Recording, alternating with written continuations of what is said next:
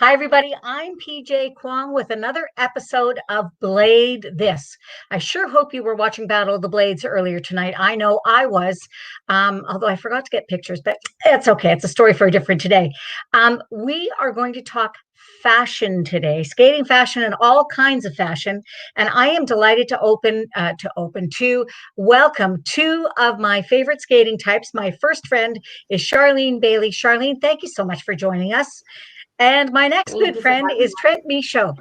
Now, what you guys maybe don't know is that these two skating types are fantastic people, but also they are leaders in terms of fashion. Charlene has her own dress company. It's not just dress, it's skating wear called CB. That's her in the top right. This is some photos of some of her models on the bottom. And then Trent is the co-founder of a company called Topic Apparel. And if you watch the opening credits on Battle of the Blades, quite a few of those people are wearing Topic apparel. So let's get right into it. Trent, tell me who's wearing Topic apparel aside from me. Let's go, PJ. So over on Battle, we luckily Caitlin Weaver is a huge supporter of this. She's actually last year at Battle is when our company sort of took off because of her. So we are very lucky to have her as part of the family, and then so her partner Brian is, and also Akeem is wearing it as well. So it's pretty cool to see that the Stanley Cup champion is wearing my figure skating apparel line. That's pretty cool. You know, the lines between figure skating and hockey are getting more and more blurred, I am delighted to say. So, Charlene, let's talk a little bit about your inspiration for dress design. Oh my gosh. My inspiration for dress design comes from just about anywhere, especially since COVID started. It has been from nature and plants. My family would agree that our house is being taken over by flowers. So I would say that's a big inspiration. I think it's super inspiring. I want to ask about the wall behind you. The show is called Blade This, after all. Yeah, so I always kind of had this idea of using old blades as a centerpiece. And then when you came up with this show idea, I was like, well, it needs to be debuted here. So they're all old blades. They're kind of prickly though. I have to be careful. Did they get taken off of the blades and the skates that the people were wearing? I'm just asking.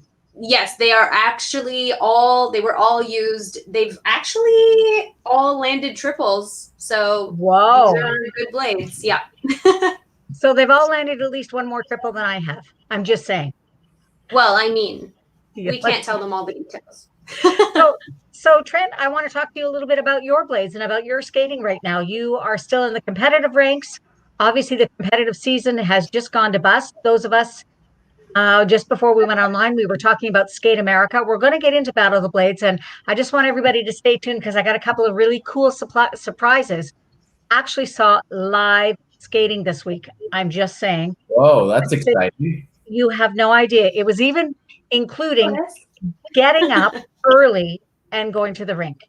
Not always does that happen, but this was something that I hadn't done in a long time. And it was a whole lot of fun to be able to get up, get going, go to the rink and watch some skating. So I'm just going to say two words, just as a teaser, Piper and Paul. That's actually three words, but we're going to hear from them. I know. I know. Okay, so back to you, Trent. I want you to talk to me a little bit about what it's been like during COVID. And then, Charlene, you're going to answer the same question from a coaching perspective. Oh, my. Okay. I know.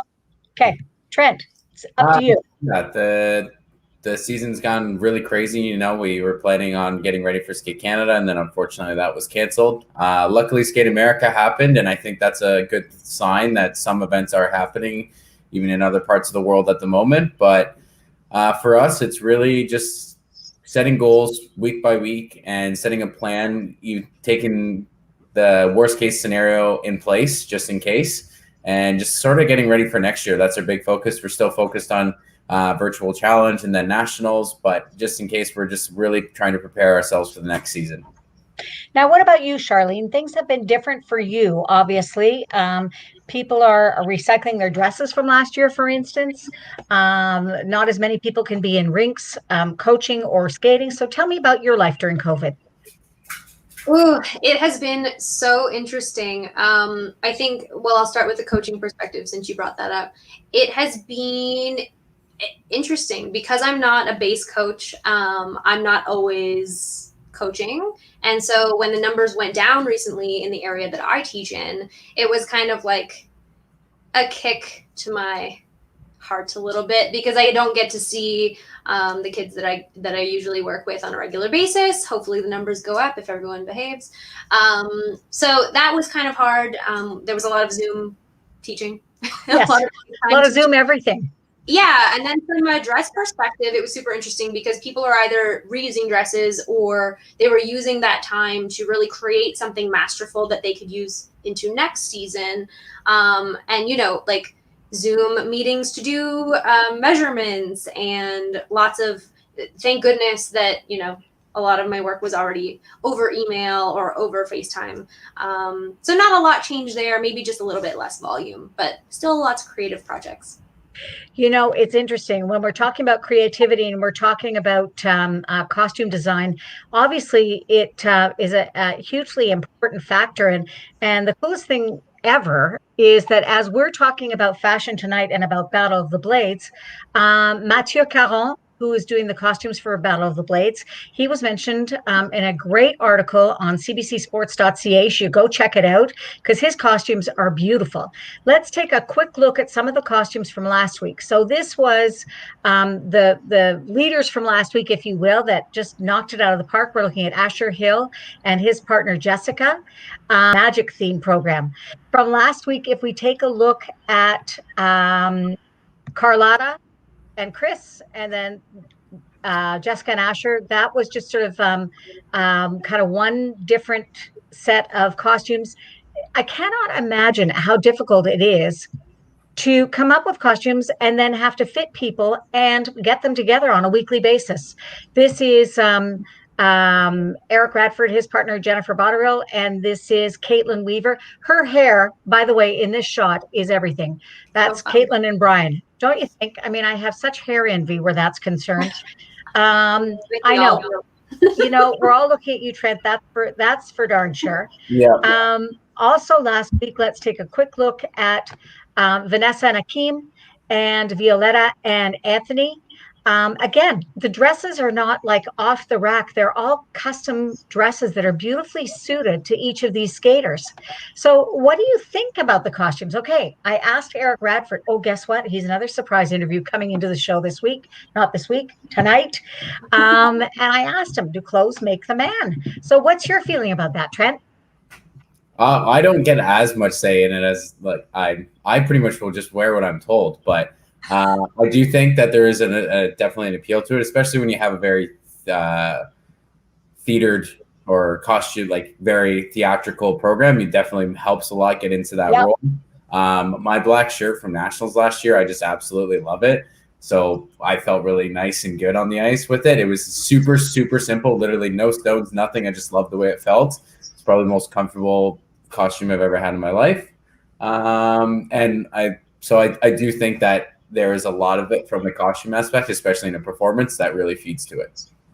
So I went to a simulation yesterday to see some ice dancers, including our friends Piper Gillis and Paul Poirier. And I asked them a fashion question. I got a chance to catch up with them. So let's have a listen to what they had to say. Hi, everybody. Guess what? It's at Skating PJ, and I'm here with Piper Gillis and Paul Poirier. You guys are so fashion forward. Hello. Guess what? My Blade show this week is talking about fashion. So Piper, tell me about the inspiration for these costumes. Well, we really wanted to scream Broadway, and actually Tracy Wilson of Blonde did a program many years ago. What was it, the 1988 Olympics? Yeah, syncopations program. Yeah, this outfit kind of is a little bit inspired by them, but definitely full on Broadway. Yeah, mix of that, Taurus line. All of that with pops of pink, so gotta get a little bit of like You're all about the pops of pink. I totally get that. Guys, tell me how you're managing. Yeah, I know, with your broken elastic that's woven through your bun. It's not broken though, you did it on purpose. Tell me how you're managing through COVID. Yeah, we're definitely managing. it's a little different for everybody, but we're hanging in there. We're coming in skating every single day, which we're very lucky to be able to do, and trying to stay positive during this, because we're all in this together. And one day skating will return to its normal glory. But until then, we're staying positive. And if anybody wants to know more about you, they can go to my Blade This playlist and learn all about you, because we had a great interview earlier this year. And of course, It was awesome. I know. And the Blade This show follows Battle of the Blades, 10 p.m. on Thursday nights. Hope you'll join us. And thank you so much, Piper and Paul. Thank you. Thank you. Oh, I love them. That was nice. You know what? It just felt like home to be able to go into the rink and actually watch skaters on the ice. Now there were only 10 people allowed. So when the 11th person arrived, I had to go elsewhere, which is totally fine. But it was just great. It was just great. And it really made me feel good to see the skaters taking this so seriously. They want to get back on the ice as much as the rest of us. I mean, honestly. So let's take a look at a couple of the costumes this week. And then we've still got Eric Radford coming up. I was able to sneak in a few minutes with him. I mean, virtually and everything. There was nothing kind of going on that was shady. Okay, let's take a look at, hold on, these two costumes. So we're looking at Caitlin and Brian and Carlotta and Chris. And I think definitely the makeup sort of helped to enhance the outfits. What did you guys think? I honestly didn't know that was Caitlin at first.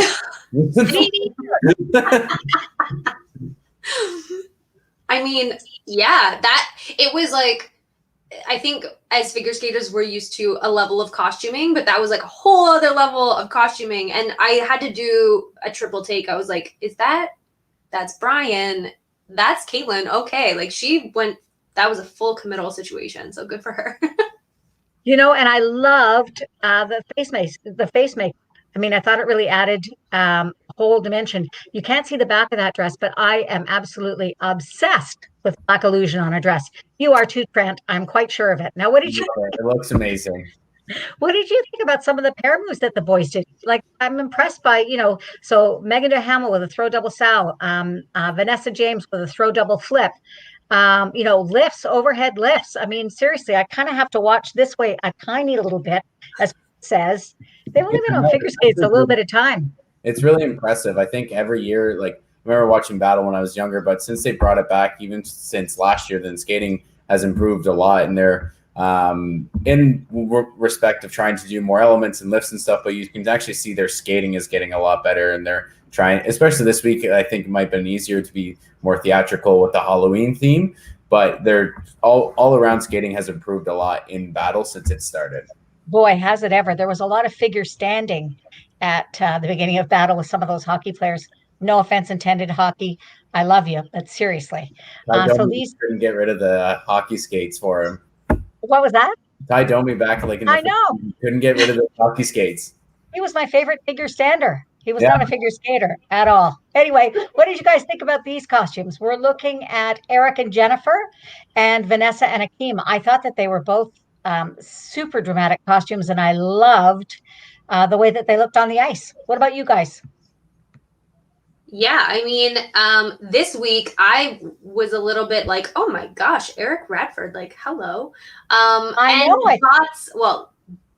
know of Bots because my sister played hockey, so I've always referred to her as that. But Jennifer is really like stepping into her role, and I feel like her little like ballerina outfit really was part and parcel to that. And then we have Vanessa and Akeem. So even last week, I was very impressed by his burgundy pant. Yes. And this week, their outfits are just like, and he just like is really getting into it. And he had that costume element where he was like undoing the shirt and like, speaking. There's the burgundy pants, if you will. Yeah, those pants were so great. But even just this week, like there's like a softness to their skating, and it's like with their costume that they're telling that story. So it's really fun to watch them. Before we go too much further, I am going to show you a couple of pictures of Jennifer and Eric together, because we're going to get a chance to hear from Eric. Look at how elegant they were last week. I mean, so beautifully matched. I know that Eric spoke about having a partner who was much taller than he. but I just think that they just did an outstanding job. So I got a chance to catch up with Eric a little bit earlier today, and let's have a listen to what Eric had to say. Of course, I have to press play first. That makes it easier. Whoops, just a sec. I need more people than just me. Okay. Here we go. Hi, everybody. PJ Kwong here, Ask Skating PJ. You're going to be glad that you tuned in today because you know what? We have got with us Eric Radford. Eric, you are a good sport. That's all I can tell you. What's going on? It has been non-stop skating since I got to Toronto, and I think I actually have my skates on my feet more now than I ever did when Megan and I were skating together. You know what? That bodes well because you did get a couple of world titles there and, some Olympic medals and stuff. So you're here competing at Battle of the Blades, which is absolutely fantastic. So here's my question.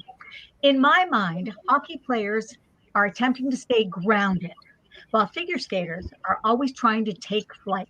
How did you marry those two philosophies with your partner, Jennifer Botterill? Good question, right? I think it's like any relationship, and you're kind of meeting halfway, right? So I'm not expecting to throw Jennifer and have her literally like take flight. We'll just do it the once. But yeah, exactly. Or but she does need to, like, we need to do lift, so she does need to kind of take flight in a way. So she's kind of like stepping into the whole figure skaters world there, and it's really my job to just make sure she's comfortable, so I have to meet her halfway. And sometimes it might just be using a different type of language. So here's an interesting fact, and maybe there'll be viewers who will contest it or agree with it. When figure skaters say, okay, we're going to push left, that means we're stepping down onto the left foot, right? Push left, push right. Hockey players, if they push left, that means you're pushing your left foot behind you, which means that you're stepping onto the right. So you're using your left foot. That means you're pushing the left foot back, right? So push left means push the left foot back, not push onto the left foot. So there's like exact opposite understanding and lingo there, right? So it's important to be aware of these types of things because there's a lot of the figure skaters like, okay, we're going to do left, right, left, and then they go to do it, and of course they step on opposite feet, right? And they're kind of bumping into each other. But it's really been amazing so far, and I just have to say that Jennifer has been just such a like nonstop positive, ready to go and ready to try anything. And then even on days like today when I am just so exhausted, she makes it easy. Well, I'm talking to you just before showtime, so I'm hoping that you get the energy and you perk up, and I'm sure that you will for the show. In today's episode of Blade This, we're talking about fashion. So, do the clothes make the man on the ice? Where do you sit with all of that?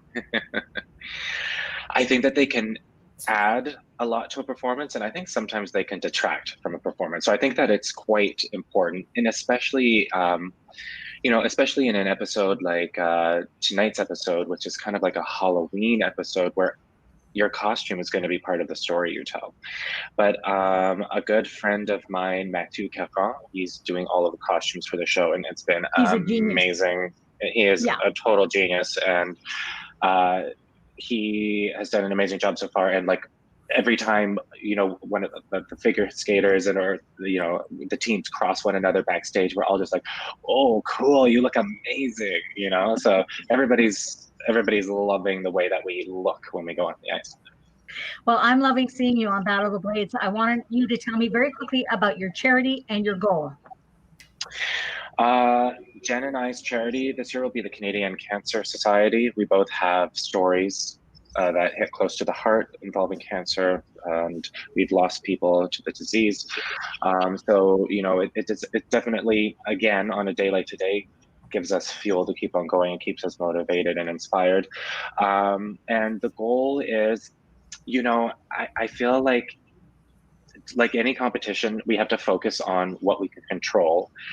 We're both fierce competitors. Of course, we both want to win, but I'm thinking that we're really exploring and starting to feel that it's sort of emotional performance side, especially for Jen, who's never really had to do that type of performance before. And I think that we just want to do our best and have no regrets at the end of this amazing adventure we're on, regardless of where that may be or when that may come.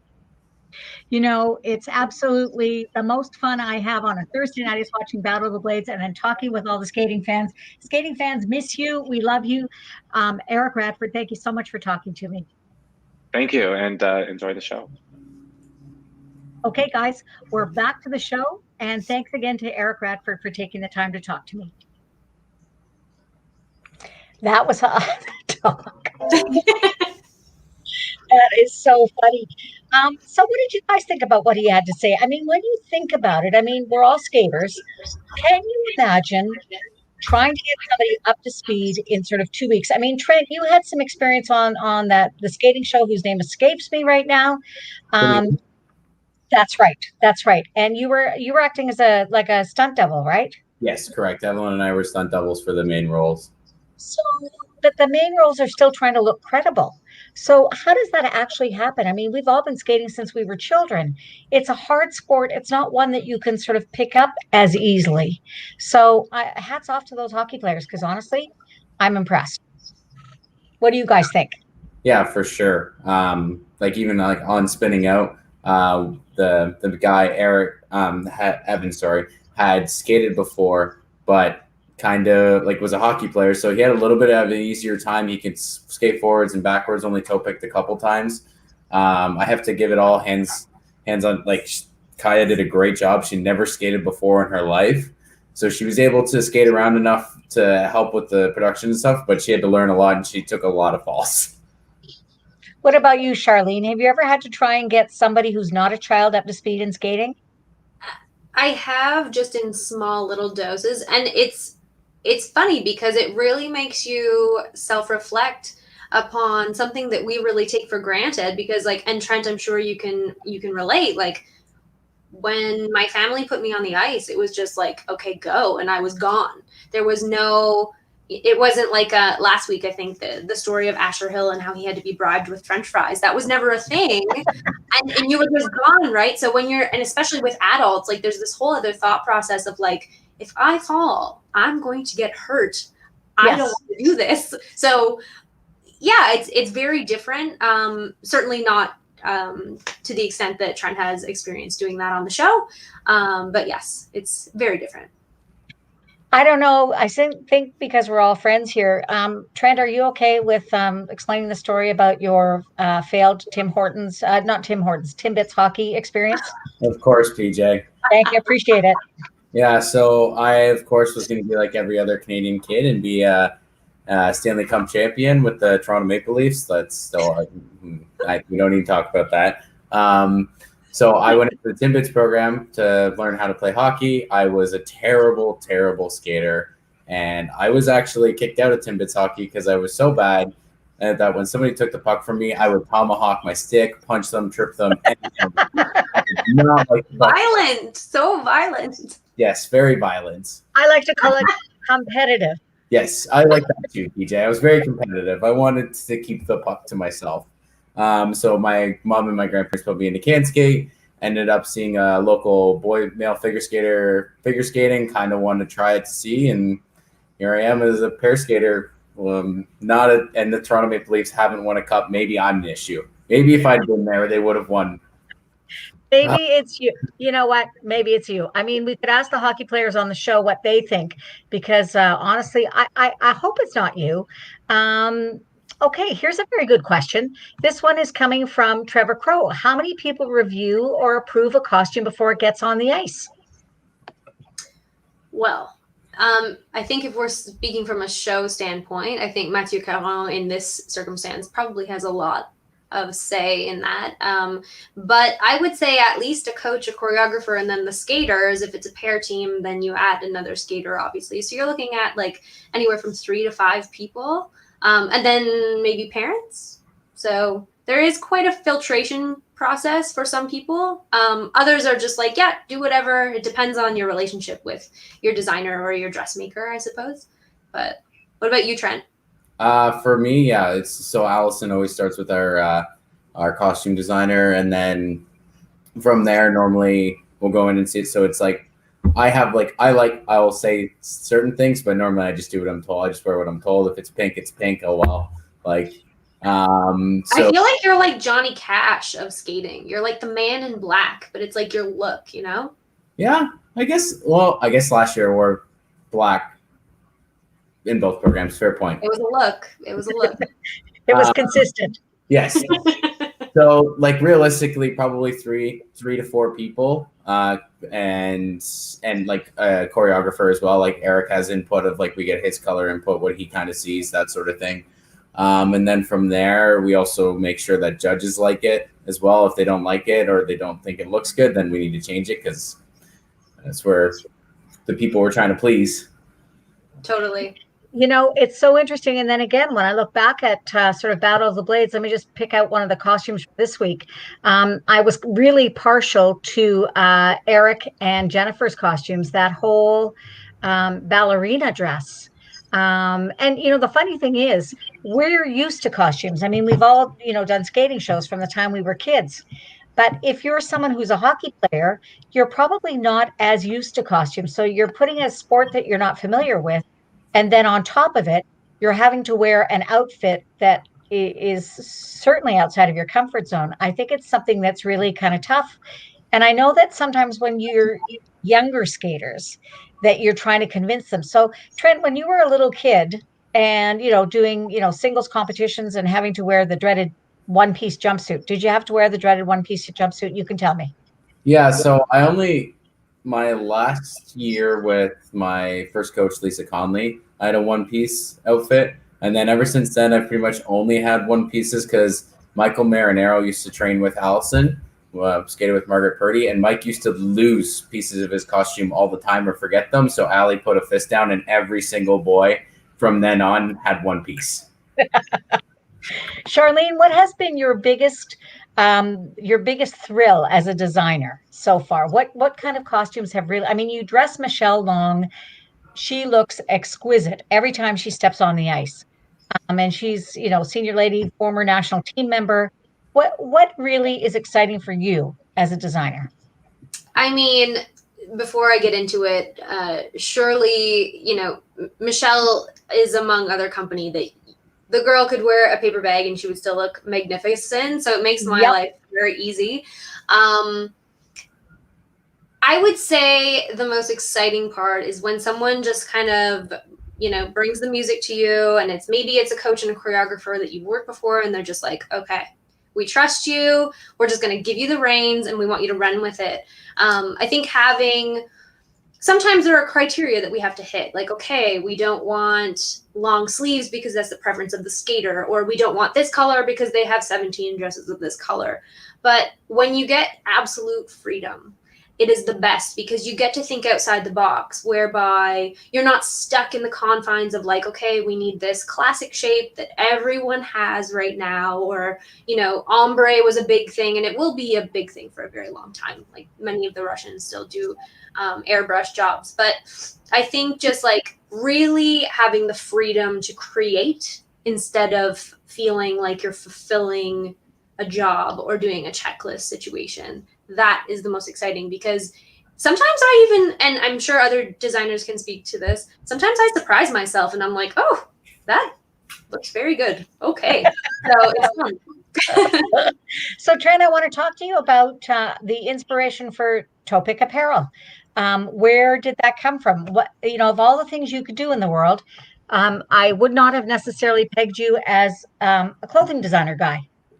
Yeah. So the original looks good, PJ. I know.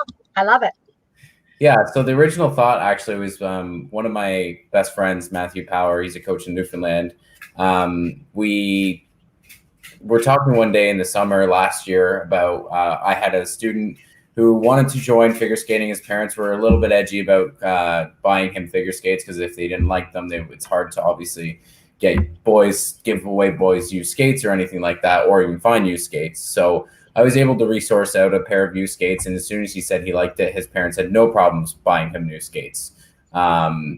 So I was telling Matt about this, and he's had a couple of those situations happen for him as well. And we're like, well, how can we like help with this? Like, it'd be cool if we could just like, you know, give them skates to try, and if they like it, cool. If they keep them, or if they don't, then they just give them back. And so that was the sort of premise of it. And then we're like, well, we could sell t-shirts, and because we don't really have a skating brand that you can wear. It's like a casual brand around, like not even at the rink, like you can just wear it around. So toe pick made a lot of sense. You know, we all toe pick sometimes, and we have all of our blades have toe picks. So that's kind of where it came from, and then just led from there. Last year we had a couple of samples made and went to Battle the Blades to watch one of the, I think it was the second or third week show, and ended up giving a few. I'm lucky to be friends with Caitlin and Eric and Andrew, so we gave them some stuff, and Caitlin wore it once and it just exploded from there. So very thankful for that. And now we're lucky. We have actually put about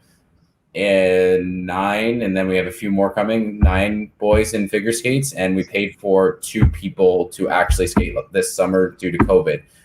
One was in 2 boys of color. Actually, one was from Lab City. He was supposed to go to St. John's for the 2-week camp, and he couldn't. His parents couldn't afford it, so we paid for that, and as well as a boy in Montreal. That is outstanding. Congratulations. That's wonderful. A great comment has just come in from Hillary Tamblin. You're both going to get a chance to answer it. Starting with you, Trent, what has been your favorite costume you've worn while figure skating? Honestly, it's my long program, the second long program outfit I had last year. It's just a simple black t-shirt. The material just feels amazing. If you look at our skate from nationals last year, or 4 continents, that's my favorite one. Amazing. What about you, Charlene? Ooh, I would say it's a tie. Back when the dinosaurs roamed the earth and I skated, the first dress that I ever designed, my family actually let someone make it for me. And it was, I'll have to feed you some pictures later. I'd like to see it. And the other would be one that my grandmother made me, because she made all of my dresses when I skated. And back at that time, sheer wasn't really a thing, but we were being very edgy. So the whole thing was sheer except the front, and it had a butterfly wing on the front, which was very in at the time. And it had like these pieces that came off the arm in reds on a black background. It was very like a very fierce dress. I felt very powerful. Great question, Marie. I got another question for you. This one from Cassandra Peters. Any iconic skating outfits from any area that stand out for you? Can I go first? Yes, please. Just this once. Katerina Gordieva and Sergei Grinkov in a blue dress with just the white stripe. That was my pick also. Ha. I'm glad I went first. You have to pick a second pick now. It was Moonlight Sonata, was it not? Yeah. Yes, I think it was. Billhammer. They did that one. Good. So simple, so clean. And that's, you know what, that's a testament to people watching at home. Sometimes less is more. Yes. Sometimes it's not. But in that scenario, less is more. I agree. Any iconic outfits for you, Trent? Honestly, like from what I've seen, I think Tess and Scott have always set a precedent of like where the era has gone in that sense. You know, they've kind of done everything, and it seems that people tend to follow, and not just Tess and Scott, other people who have been at the top of any discipline. That's where they kind of follow. I think they were Matthew Caron towards the end. So I think yes, they were. I think the last Olympic outfits for sure. Yeah, and just exquisite. I mean, the cut, the fit, all of it. Her red dress, and Gabby and Guillaume's To Build a Home costumes were also like sensational. Yeah. Yep, I agree with you. There's another question coming in for Charlene, and that is from Sherry Anakin Alexander. A lot of the female hockey players have poor posture or arms. What would you do to hide this? I got to say, I don't know that it's actually poor posture. It's just different posture, because you have to lean over in hockey. So, you know, it's not pulling your shoulders back, and you're not really using your arms in the same way. But nevertheless, from a costume designing point of view, how would you cover it up. I just make more sparkle, but that's me. I mean, sometimes sparkle is a great distraction. Like, look, there's a bird. And I love the language that you use, PJ, because I don't think, and Trent would know this, sometimes there are moments where we want to hide things. Like maybe we put the stronger jump slightly in front of the other jump so the judges can't see, that sort of thing. Especially for hockey, they're used to that active position. I teach a little bit of power skating, and getting them in that active position is a feat in itself. So when they're there, we don't want to move it. In terms of hiding, we maybe don't want to hide. Sleeves are a great option if we have sort of like a rounded shape. You can't really see, I don't really fit in this frame. If we have sort of like a rounded arm shape and we want something that's a little bit more elegant, a sleeve is a great way to draw that line, especially on the ice. We typically like to use dark colors in competition. We want to stay away from the whites because you can't really see where your arm is because white on white against the ice. Show skating's a little bit different. So you brought up Piper and Paul earlier, PJ. And they have beautiful costumes that they've worn in the past for shows, which are lighter colors, and they just absolutely knock it out of the park when it comes to showtime because it's a darker setting. We have a spotlight, we have the sparkle, so everything kind of sets the mood, whereby we don't need to have this striking sleeve situation. So that could be an option, but I think they just need to come into their own in terms of Battle of the Blades. This is only week 2, so we have to keep that in mind. They have a long way to go. There's so much development to come. And when in doubt, wear a tiara. Simple. Don't you think? I mean, all queens wear a crown, PJ. You should know that, girl. I should know that. Don't lean back against the blade. Okay, guys, you know what? I've got to tell you that, first of all, I want to support all of my pals out there who are helping to keep skating on the map. People like Ryan Stevens with Skate Guard Blogspot. Sorry about that. It always messes me up. Yeah, exactly. So Ryan, we love you. We're thinking about you. I also want to do a special shout out to my pals over there at CBC who are on that figure skating show. I'm looking at Asher Hill and handsome guys. Yeah, and such nice guys. So if you want to watch that figure skating show, which is all about skating and skating content and slightly irreverent, wouldn't you say? I would say so. Anyway, They're so fun. They are so fun.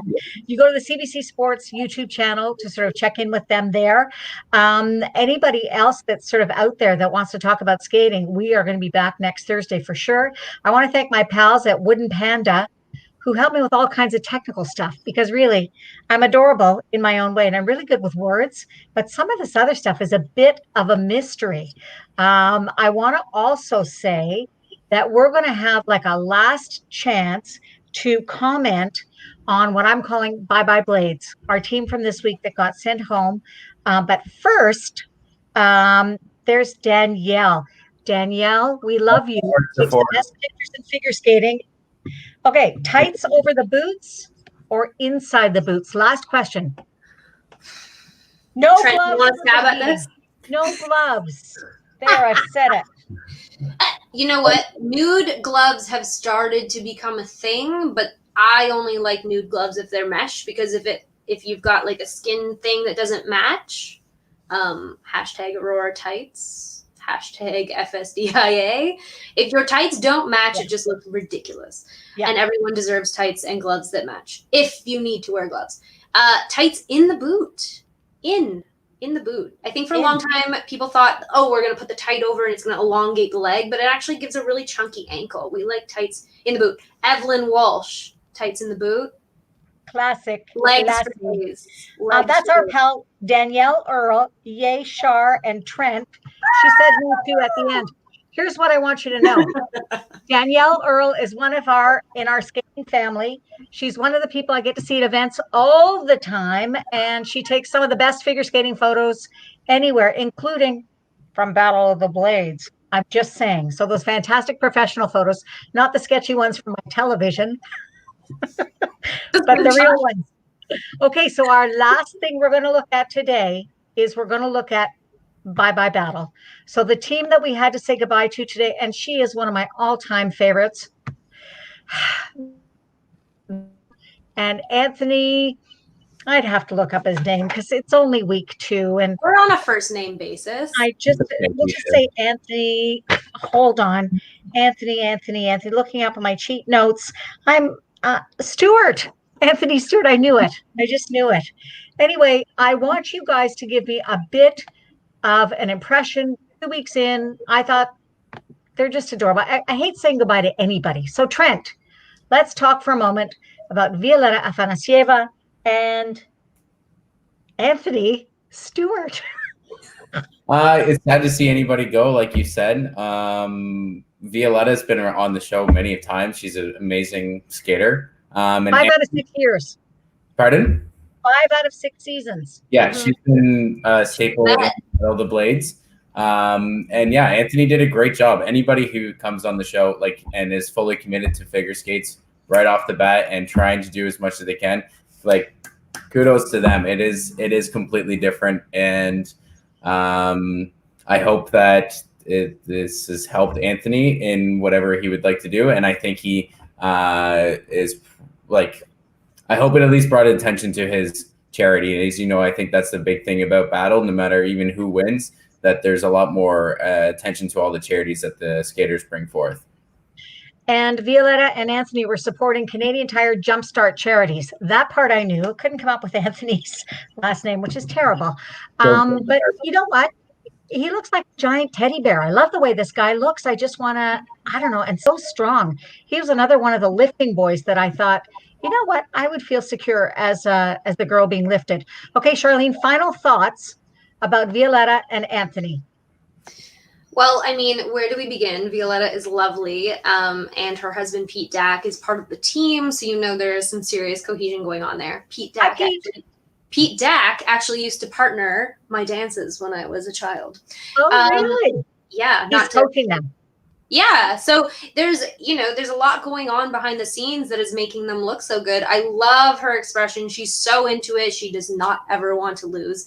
And being a vet on the show, she was really looking forward to it. So I'm sad to see her go, but Anthony's such a good sport. And I think not just for him, but for everyone, it really takes, for the hockey players especially, it takes a vulnerability to put yourself out there like that. And he just was so fearless. We only got really a little taste of him these 2 weeks. We didn't get the full flavor profile of him, which I'm really sad to see him go. But nevertheless, he's doing great things with Jumpstart. So I think that's amazing. I think so too. I have a quick question for you each, and I'm going to see if you're going to be bold enough to answer it.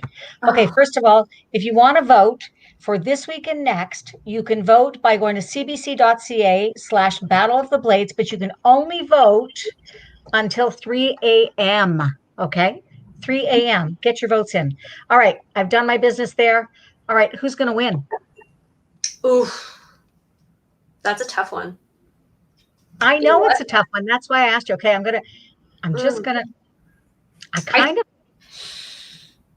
say, I think Eric and Jennifer. There, I've said Honestly, you know what? After week 1, I was it's going to be between Asher and Jess and Eric and Jen. You know what it is for me? It's Jen's turnout and her toe point.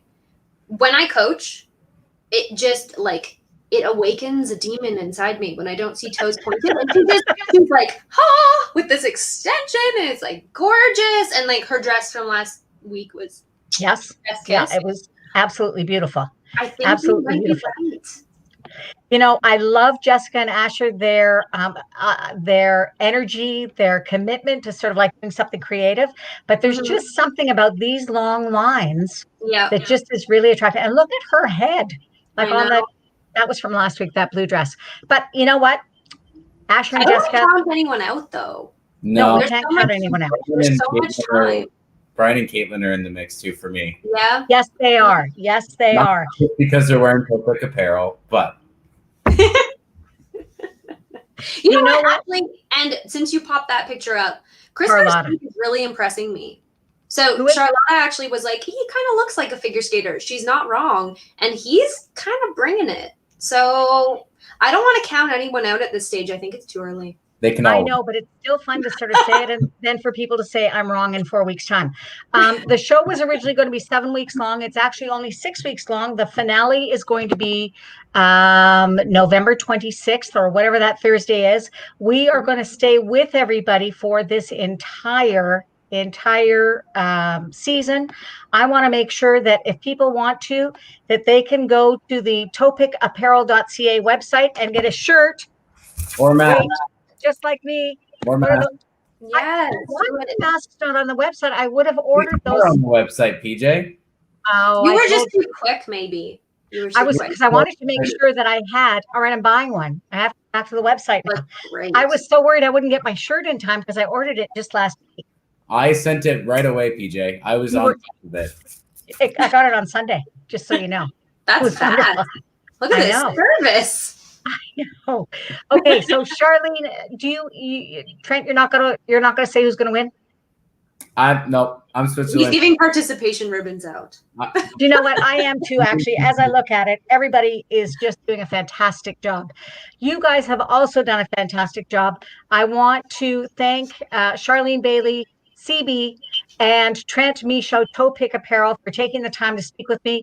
You guys were absolutely fantastic. Everybody else, make sure you go and vote. cbc.ca/Battle of the Blades. You can vote till 3 a.m. And we're going to see you next Thursday, 10 p.m. for another edition of Blade This. Thanks so much, guys. And we'll see you later. Bye for now.